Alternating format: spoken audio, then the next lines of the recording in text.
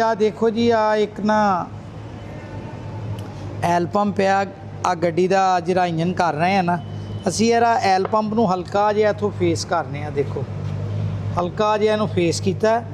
ਇਹ ਨਦੀਮ ਸਾਹਿਬ ਪੁਰਾਣਾ ਕਿ ਨਵਾਂ ਪੰਪ? ਆ ਪੁਰਾਣਾ ਪੰਪ ਹੈ, ਸਹੀ ਪੁਰਾਣਾ ਪੰਪ ਹੈ, ਚ ਕਿੱਟ ਨਵੀਂ ਪਾ ਰਹੇ ਆ। ਸਹੀ। ਇਹ ਅੰਦਰੋਂ ਵੀ ਹਲਕਾ ਜਿਹਾ ਫੇਸ ਕੀਤਾ। ਦੇਖੋ ਸਹੀ। ਆ ਤੁਹਾਨੂੰ ਕਿਤੇ ਕਿਤੇ ਇਹਦਾ ਕੀ ਫਾਇਦਾ ਹੋਵੇਗਾ? ਇਹਦਾ ਫਾਇਦਾ ਹੋਏਗਾ ਕਿ ਜਿਵੇਂ ਐਲ ਪੰਪ ਦੀ ਕਲੀਅਰੈਂਸ ਐਕੂਰੇਟ ਹੋਏਗੀ ਨਾ ਤੇ ਆ ਐਲ ਪ੍ਰੈਸ਼ਰ ਵੀ ਐਕੂਰੇਟ ਰੱਖੇਗਾ। ਹਾਂ ਪ੍ਰੈਸ਼ਰ ਪੂਰਾ ਰੱਖੇਗਾ। ਪ੍ਰੈਸ਼ਰ ਪੂਰਾ ਰੱਖੇਗਾ। ਹੁਣ ਆ ਕਿੱਟ ਅਸੀਂ ਇਹਦੇ ਚ ਪਾਣੀ ਹੈ, ਆ ਕਿੱਟ ਪਾ ਦਿੱਤੀ ਇਹਦੇ ਵਿੱਚ। ਆ ਸਫਾਈ ਕਰਕੇ ਆ ਦੂਸਰੀ ਕਿੱਟ ਵੀ ਇਹਦੇ ਵਿੱਚ ਪਾ ਦਿੱਤੀ।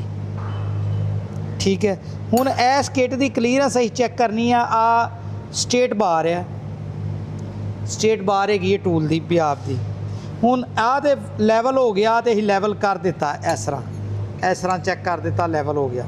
ਹੁਣ ਅਸੀਂ ਆ ਚੈੱਕ ਕਰਨਾ ਹੈ ਕਿ ਆ ਜਿਹੜਾ ਫੇਸ ਹੈ ਨਾ ਆ ਫੇਸ ਨਾਲੋਂ ਅੰਦਰ ਵਾਲੀ ਕਿੱਟ ਦਾ ਗੇਜ ਕਿੰਨੀ ਆ। ਦੇਖੋ ਇਹ ਆ ਦੇਖੋ ਆ ਇੱਥੇ ਰੱਖਿਆ ਆ ਦੇਖੋ ਕਾਗਜ਼ ਫ੍ਰੀ ਹੈ ਇਹਦੇ ਵਿੱਚ। ਆ ਦੇਖੋ ਕਾਗਜ਼ ਫ੍ਰੀ ਹੈ। ਕਾਗਜ਼ ਫ੍ਰੀ ਨਹੀਂ ਹੋਣਾ ਚਾਹੀਦਾ, ਹਲਕੀ ਜੀ ਪਕੜ ਹੋਣੀ ਚਾਹੀਦੀ, ਯਾਨੀ ਕਿ ਕਾਗਜ਼ ਹਲਕਾ ਜਿਹਾ ਟਾਈਟ ਹੋਏ। ਔਰ ਇੱਥੇ ਬਾਹਰੋਂ ਵੀ ਚੈੱਕ ਕਰੋ, ਬਾਹਰੋਂ ਵੀ ਫ੍ਰੀ ਹੈ। ਲਿਹਾਜ਼ਾ ਸਾਨੂੰ ਕੀ ਕਰਨਾ ਪਏਗਾ, ਸਾਨੂੰ ਆ ਜਿਹੜਾ ਕਿੱਟ ਹੈ ਨਾ ਆ ਕਿੱਟ ਇਹਨੂੰ ਅਸੀਂ ਕੱਢਨੇ ਆ, ਬਾਹਰ ਰੱਖਨੇ ਆ।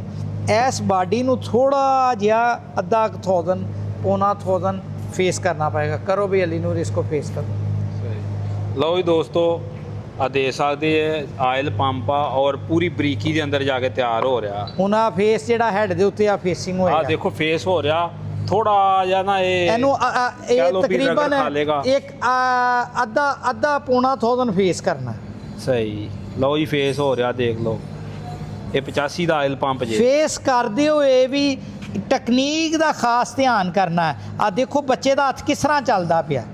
ਆਪੇ ਚੱਲ ਰਿਹਾ ਬੱਚਾ ਹੱਥ ਨਾਲ 8 ਲਿਖ ਰਿਹਾ। ਸਹੀ। ਔਰ ਬਾਰ-ਬਾਰ ਇਹਦੀ ਜਗ੍ਹਾ ਵੀ ਤਬਦੀਲ ਕਰ ਰਿਹਾ ਹੈ ਇਹ ਤਾਂ ਕਿ ਹਰ ਸਾਈਡ ਤੋਂ ਪੁਰਜ਼ਾ ਇੱਕੋ ਜਿਹਾ ਕਸੇ। ਸਹੀ।